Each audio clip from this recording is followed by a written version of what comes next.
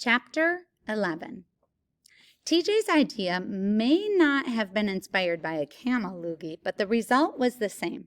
Somehow Sam, Fred, and I were still dressed like girls. This time we found ourselves behind a boulder by a stream near camp. You know what? Fred said, looking grumpier than ever. His ideas are even worse than yours. Quit griping, I whispered. Hey, there's Borte. Borte was with a group of girls on their way to the stream. They all had water jugs balanced on their heads. Borte was at the end of the line, and there was a huge guy walking beside her. They've got a guard on her, said Sam. We had to find a way to sneak past the guard and get to Borte. I spotted 3 empty water jugs and had an idea. Sam, Fred, and I grabbed the jugs and put them on our heads. As the girls made their way past the boulder we were hiding behind, we fell into line behind Borte. Psst, Borte, I whispered. Borte looked startled. Who are you? She asked suspiciously. We're friends of Temujin, I said. We've come to rescue you. And we're not girls, Fred added. Right, Borte said, slowly beginning to recognize us. Where's Temujin? Temujin's waiting for you in the forest, I said. As soon as we rescue you, he's going to declare war on Tarkatai. Great, Borte said. So what's the plan? That is a very good question, said Sam. Maybe if we spit on Joe's head, we'll get an idea, Fred suggested. Borte gave us a strange look. We'd finally reached the stream, and the girls had begun to fill up their water jugs. We only had a few minutes. It was the only plan I could think of. I pushed Sam into the stream. Hey, he spluttered. He began thrashing around in the water like a drowning duck. Help, I squealed in a high-pitched voice. My sister is drowning.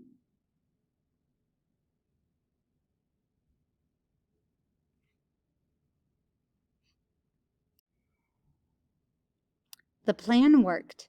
Borte's bodyguard quickly jumped into the stream to save Sam. Now Borte could slip away unseen. Take Borte to Temujin, I told Fred. Go! I had to stay behind and save Sam from being saved. The bodyguard grabbed at the back of Sam's headdress. Stop, Sam said, but it was too late. Sam's headdress and disguise came off in the guard's hand. The bodyguard narrowed his eyes and hauled Sam out of the water, but before he could pulverize Sam, I shoved my own headdress down over his eyes. What? The bodyguard grunted, dropping Sam to the ground. Sam and I made a new plan to run for the woods as fast as our skirted legs would carry us. We made it to the clearing in the woods where Fred, Borte, and TJ were waiting with fresh horses. Sam, Fred, and I gladly changed out of our Mongolian servant girl costumes. Thank you for coming to my rescue, Borte said. Well, next time I'll be wearing pants, said Fred. Temujin gave us all a serious look. Now it's my turn. I must deal with Tarkatai, he said, as he made a move toward one of the horses. TJ was ready to teach Turkey Toes a lesson, but if he acted too hastily, it could become a disaster. Wait, said Sam, you can't beat Turkatoy all by yourself. Of course I can, Temujin roared. I am Borjigan, and he is a groveling worm. Oh no, not this I am Borjigan business again. It was time to talk some sense into TJ. Tarkatai's got all those goons with him, I reminded Temujin. Then I had yet another great idea. Remember at the feast I said, that old friend of your dad's, wasn't he chief of some tribe or another? Temujin thought for a minute. Then a huge smile spread across his face. In no time, we were at Chief Togrel's yurt. We stood behind TJ as he explained the whole story to his dad's friend. And so it is, Temujin said, that the legacy of my father, your blood brother, has been stolen from me. I ask only for help in righting what is wrong. When Temujin finished, Togrel replied without hesitation, You may have whatever you need. Men, horses, weapons, your father was my closest friend. Temujin bowed his head. Thank you, he said. I will prepare now for battle. TJ turned to go, but Sam pulled him back. Wait, Sam said, addressing Temujin and Togrel. One more thing. We're looking for a book. It's blue with squiggles on it. Book? Togrel replied, looking confused. I don't know this word. Oh, yes, TJ said, thinking of our earlier descriptions. Their book is square, like a box. I know I've seen it, but I just can't remember. Perhaps you mean the strange blue object the shaman found, Togrel suggested. The shaman, TJ said, slapping his forehead. That's where I saw it? Great, said Sam. Now we're getting somewhere. It was to be a gift for the new Khan, TJ explained, which means Tarkatai has it. Fred, Sam, and I moaned together like Mongolian throat singers. Oh, man. Chapter 12. Now Temujin had men and horses, but he still had to prove himself as a warrior. TJ rode bravely to the front of his new army. Behind their leader, the warriors waved their weapons and let out a series of battle cries. Turkey Toes was in for some trouble, and without the book, it looked like we were going along for the ride. Fred, Sam, Borte, and I brought up the rear of the pack as we charged toward camp. When we reached camp, Tarkatoy looked like he'd seen a ghost.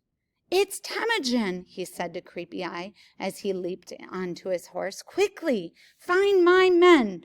Archers to the front. Show no mercy. In no time, the battle had begun. Tarkatai may have been caught off guard, but he wasn't going down without a fight.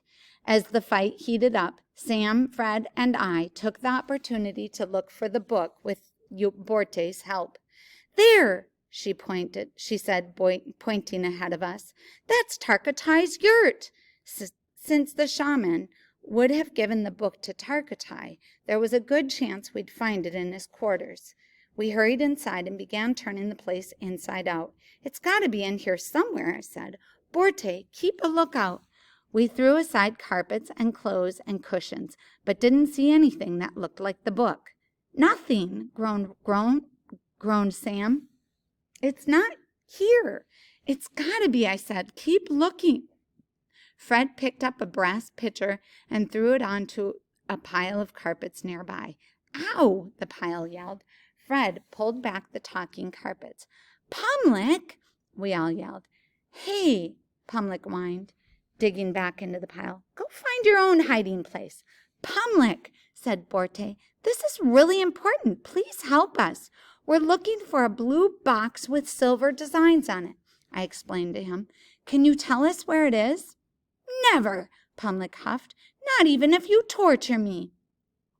Fred took this as an invitation. He grabbed Pumlick by the collar and gave him a fierce glare. Pumlick grumbled. Tarkatai's got it, he squealed. It's in his saddlebag. Then Pumlick looked back at Fred. Don't I know you? He asked. You have beautiful eyes. Fred tossed Pumlick back into the pile of carpets, and we all set off to find Tarkatai. Back on the battlefield, things were looking bad for Temujin. Tarkatai's men were chasing down TJ and his troops, who were making a speedy retreat. How could this be happening? Then suddenly, Togril's men, the Karite warriors, appeared on all sides. Tarkatai's men were surrounded. Temujin wasn't retreating after all. He'd just set a trap, and Tarkatai had fallen right into it. Tarkatai and his men stumbled this way and that on their horses, searching for an escape. The Karite soldiers closed in on them.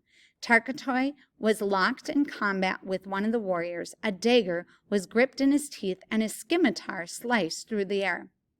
We could see a corner of the book peeking out of his saddlebag. Great, Sam moaned. Now we'll never get it.